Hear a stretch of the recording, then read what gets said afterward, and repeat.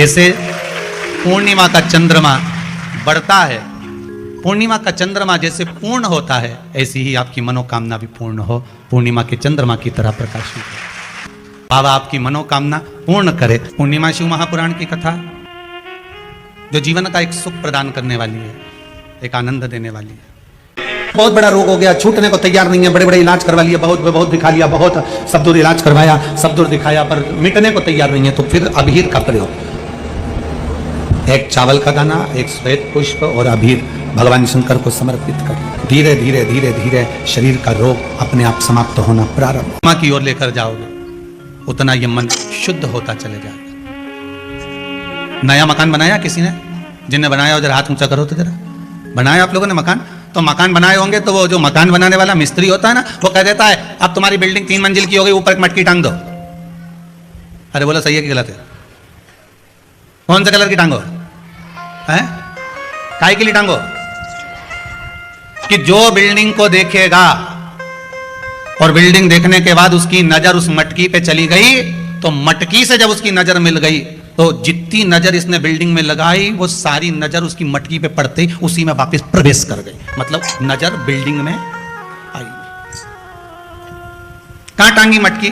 पीछे, right left, कहां टांगी? बिल्कुल आगे। कि जो बिल्डिंग को देखेगा, जो इस मकान को देखेगा, जो इस बिल्डिंग को देखेगा, जो नए मकान को देखेगा, और उसकी दृष्टि घूमते घूमते घूमते घूमते अगर मान लो वो घूमती हुई दृष्टि उस मटकी पर चली जाती है, तो हमारी बिल्डिंग पर नजर नहीं लगेगी। नहीं तो दुनिया की लोगों की नजर तो बड़ी विचित्र होती है। कौन से कलर की टांगी? काले कलर। पुराण भी यही कहती है कि भगवान के मंदिर क्यों जाते हैं, किस लिए जाते हैं, और एक ही देवता है जिसके माथे पे मटकी बंधी रहती है। अरे बोलो तो जम के। कौन सा? देव अधिदेव महादेव। उसके माथे पे हमेशा कलश ही मिलता है। तो किसी ने पार्वती जी शिव जी से पूछी, क्यों भोलेनाथ जी ये बताओ जरा, ये जब गंगा तुम्हारे सिर पर है, भोलेनाथ जी जब गंगा तुम्हारे सिर पे है तो पानी तो यूं निकलना चाहिए, तो ये उल्टा पानी तुम्हारे ऊपर बूंद बूंद टपक रहा है, ये है क्या? शंकर भगवान बोले ये पानी का तो बहाना बना के रखा है, जो भगत मेरा दर्शन करने आता है उसकी नजर तो मेरी मटकी ही उतार देती है, उसकी नजर तो मेरी मटकी ही उतार देती है। जो शंकर के मंदिर में प्रवेश करता है और प्रवेश करते समय बस मेरे उस कलश का दर्शन करता है। कई लोग प्रश्न करते हैं, महाराज जी इस कलश का महत्व क्या है?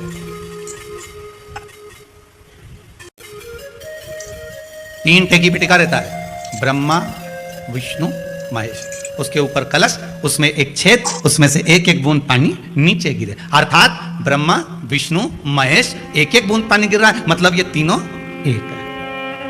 पुराण के अंतर्गत स्कंद पुराण में लिखा गया, स्कंद पुराण में वर्णन किया है श्री वेदव्यास जी महाराज ने, कहा ये पूर्णिमा का व्रत इसलिए किया जाता है कि व्यक्ति का जब मन गलत भ्रम में जाने लगता है, मन जब गलत जगह पर जाने लगता है, तो ये मन को गलत जगह पर ले जाने वाला कौन होता है? तो कहा ये चंद्र होता है। व्यक्ति की राशि के अंतर्गत, व्यक्ति की पत्रिका के अंतर्गत, व्यक्ति की ग्रह दशा के अंतर्गत जब चंद्र बेकार चलता है तो व्यक्ति अच्छा करते करते भी बेकार करने लग जाता है। 1 महीने की पूर्णिमा को जिसके घर में दूध की सामग्री बनती हो, दूध की सामग्री तैयार होती हो, खीर प्रसाद तैयार होता हो, उसके घर में कभी क्लेश नहीं हो सकता। अब पूर्णिमा के व्रत में आपने कई बार किताब पढ़ी होगी पूर्णिमा की, या आपने व्रत किया होगा, या पूर्णिमा का व्रत आप धारण करे होगे, तो उसमें पूजन कौन से भगवान की होती है?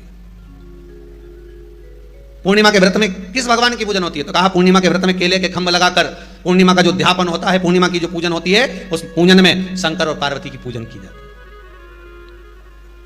शिव और नारायण की पूजन करी जाती है, शंकर और पार्वती का स्मरण किया जाता है। किसकी पूजन होती है? शिव पार्वती। क्यों शंकर और पार्वती का पूजन क्यों करा जाता है पूर्णिमा के व्रत में? क्योंकि शिव और माता पार्वती ही केवल एक ऐसे हैं जिन्होंने अपूर्ण लक्ष्मी को भी पूर्ण बना दिया था। किसको पूर्ण बनाया है? लक्ष्मी। और भगवान को 1 लोटा पानी अगर शिव को समर्पित कर रहे हो, श्वेत पुष्प को रखकर शंकर जी के ऊपर सफेद फूल को चढ़ाकर अगर 1 लोटा जल भी, एक पात्र जल भी शंकर को समर्पित कर रहे हो, तो ये लक्ष्मी के लिए ही तो कर रहे हो।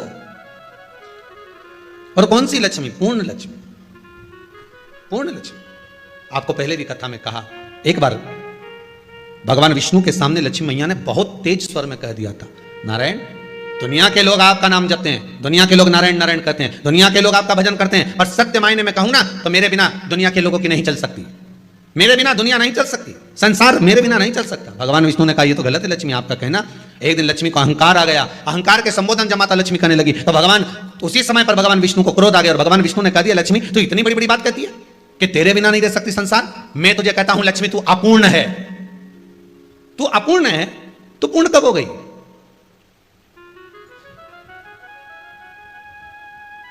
तेरी पूर्णता कहां हो गई? लक्ष्मी की आंख से आंसू बहने लगे। आज आपने मुझे अपूर्ण कहा है, आपको मालूम है आप मुझे अपूर्ण कर रहे हो? आपको ये ज्ञात हो रहा है आप मुझे अपूर्ण कर रहे हो? भगवान कहते हैं हाँ लक्ष्मी मैंने तुझे अपूर्ण कहा है। अपूर्णता का मतलब आप जानते हो ना? भगवान कहते हैं लक्ष्मी मैं सब जानता हूं। लक्ष्मी रोती हुई माता सरस्वती के पास पहुंच गई। सरस्वती ने पूछा क्या बात है लक्ष्मी, क्यों रो रही हो? लक्ष्मी जी ने कहा क्या बताऊं सखी, मेरे पति ने आज मुझे अपूर्ण कर दिया।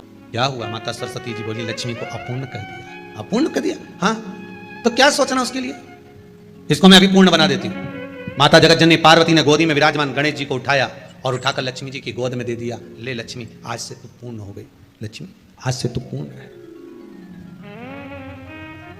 गोदी में जब तक संतान नहीं है तो नारी को लोग अपूर्ण समझते हैं, पर माता पार्वती जी ने संपूर्ण ब्रह्मांड में एक सिद्धता प्रदान कर दी कि अपने गोदी के लाल को, अपने गोदी के पुत्र को माता ने लक्ष्मी की गोद में देकर लक्ष्मी को पूर्ण बना दिया। पूर्णिमा के नारियों को, स्त्रियों को अखंड सौभाग्य के लिए जो नारी वैधव्य नहीं होना चाहती है उस नारी को पूर्णिमा के कितने व्रत करना चाहिए?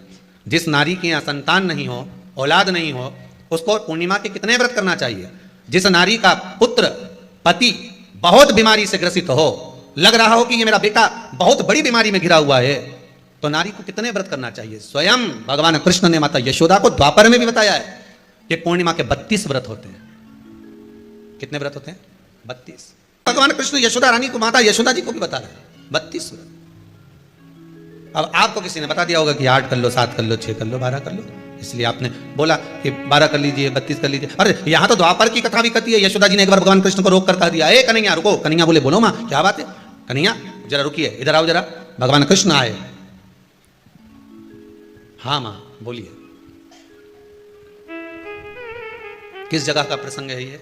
जिस समय पर राधा रानी कुरुक्षेत्र में नंद बाबा और यशोदा जी को लेकर कुरुक्षेत्र के कुंड में, ब्रह्म सरोवर में स्नान कराने के लिए लेकर जाती है, ग्रहण का समय पर।